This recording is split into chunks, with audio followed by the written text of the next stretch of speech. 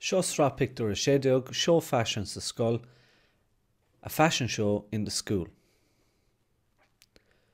Sa pictiúr seo, tá cruinniú ar siúl sa seomra cadraimh. There's a meeting taking place in the common room, or the meeting room.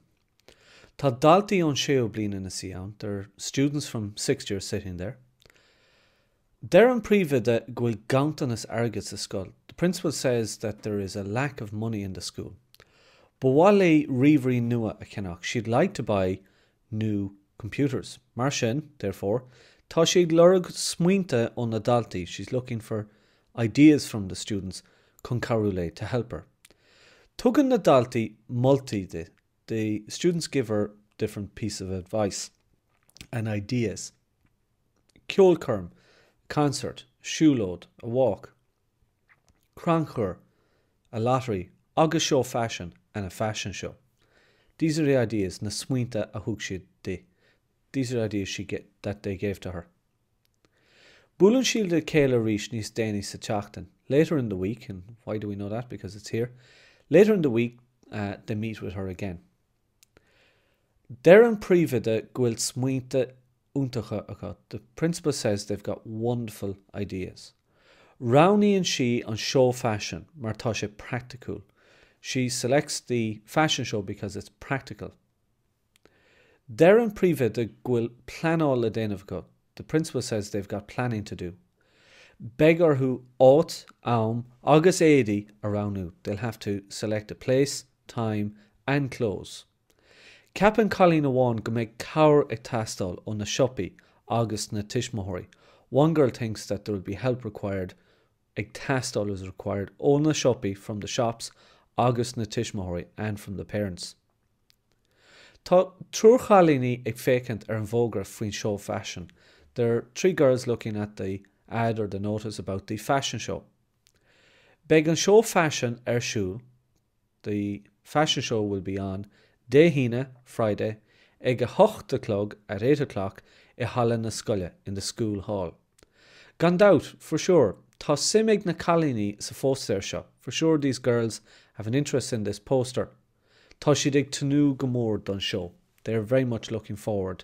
Ag tunú go mór is very much looking forward don show to the show. Tá na calíní ag lorg, and this is a key word, oiriachta. Oiriachta is sponsorship. So tá siad ag lorg oiriachta agus édi don show fashion. They're looking for sponsorship and clothes for the fashion show. Tugan siad cuairt ar na shoppy édi sa cheantar. They visit the clothes shops in the area. I scon na fashion, there an banastor go bhfuil si sásta con carúlo. In the shop scon na fashion, the manager says that she's happy to help them.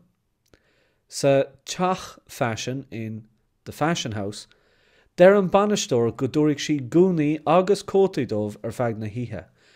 The manager says she'll give them gúnaí, dresses agus cótaí and coats ar feadh na hithe for the night.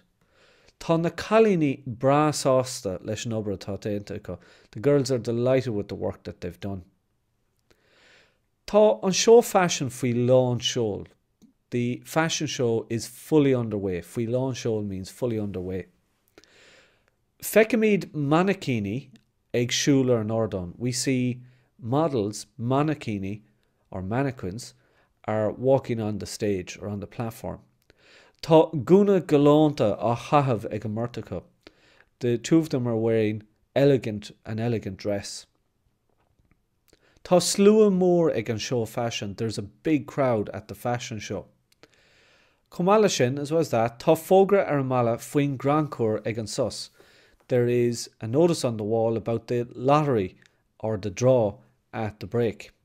Costníonn na ticket €5. The tickets cost €5. Tá dúisina úntacha ar fáil don na búntóirí. There are wonderful prizes available for the winners. Agus sa fictor darnach, in the final picture, ag deran na hithe, at the end of the night, tagan an príomha de amach an ordon. The principal comes out onto the platform.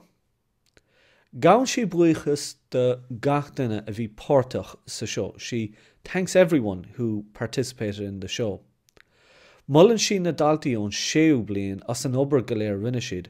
She praises the students from 6th year for all of the work that they did. Tá sí anmhaíoch don na tiismothirí agus pobl na háta a chabhraigh lé. She's very grateful to the parents and to the people of the area a chabhraigh lé that helped her. Cenóigh sí ríomhairí nua leis an airgid atá déanta acu. She'll buy new computers with the money that they've made. Cuireadh na ríomhairí feabhas ar nidiachas sa scoil. The computers will improve education in the school.